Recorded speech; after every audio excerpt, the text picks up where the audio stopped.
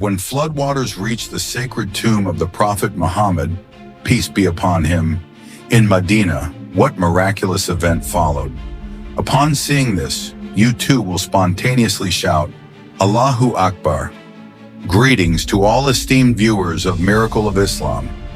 Dear friends, after the stormy rains in Saudi Arabia, the storm has now reached Madina. The 1400-year-old prophecy has come true. Is this a sign of the Day of Judgment? The storm and flooding in Medina caused severe destruction. Did the storm damage the Prophet's mosque? Peace be upon him. Did the water really reach the Prophet's tomb? And what happened next? To find out and see for yourself, you need to stay with us till the end of this video. Before proceeding, please confirm that you have subscribed to our Miracle of Islam channel. If not, please subscribe now and click the bell icon so that you receive timely notifications of our upcoming videos. So let's start today's video.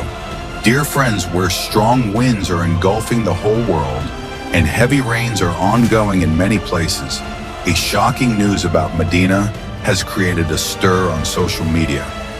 Reports indicate a storm in Medina that disrupted the entire city's daily life in an instant. The severe storm led to flooding, causing people to recite the Kalima Tayyiba out of fear. It was also heard that the floodwater entered the Prophet's mosque, peace be upon him, and the miracle witnessed by people was indescribable. A few days ago, immediately after the Asr prayer in Medina, the color of the sky began to change. The sky first turned orange, and the intensity of the winds increased, raising a dust cloud.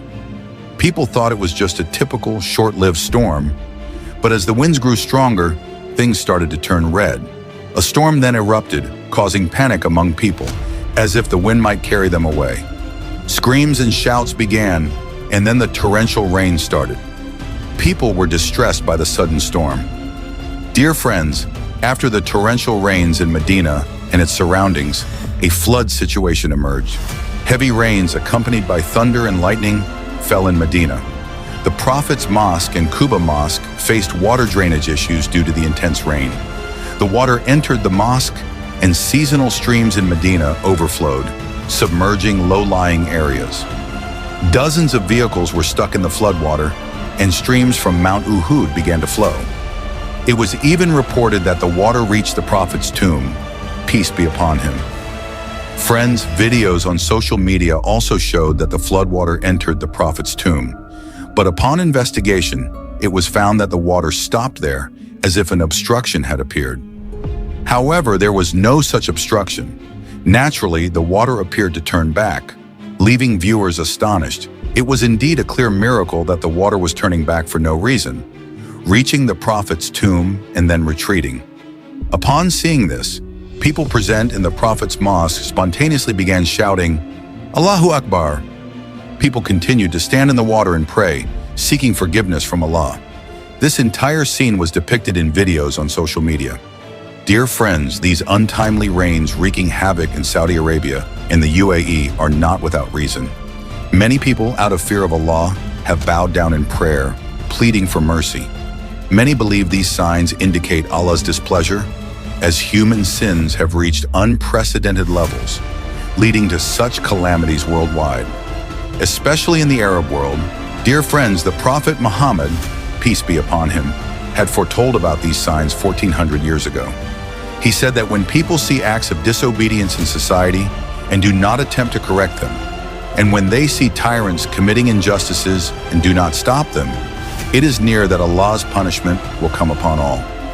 Dear friends, in Ibn Majah, it is narrated from Abu Malik Ash'ari that the Prophet, peace be upon him, said, some of my followers will drink alcohol, but they will call it by another name. Musical instruments will be played on men's heads, and women will sing. Allah will sink them into the earth and turn some of them into monkeys and pigs. In Tirmidhi, it is narrated from Ali and Abu Huraira that the Prophet, peace be upon him, said when spoils of war are distributed among people without proper regard, trust is treated as booty, zakat is considered a penalty, religious education is neglected, a husband becomes obedient to his wife, a son disobeys his mother, a son befriends his friends while distancing himself from his father. Mosques become noisy, the leader of the tribe is a wicked person, The leader of the nation is the most degraded person. A person's respect is only to avoid harm from them. Musical instruments and alcohol become common, and later generations curse the earlier ones, then wait for Allah's punishment in the form of red winds, earthquakes, distortion of faces, raining stones, and other such signs that will come continuously, just as a necklace breaks and beads fall.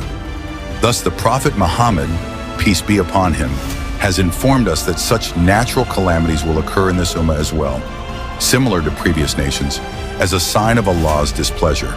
Therefore, while observing the apparent causes of floods and storms, we should also pay attention to their inner and spiritual causes and work to remove them. Dear friends, when this issue is discussed, a question arises. Why should the innocent, including children and women, suffer from earthquakes and disasters if they are not guilty? The Prophet Muhammad, peace be upon him, addressed this in various sayings.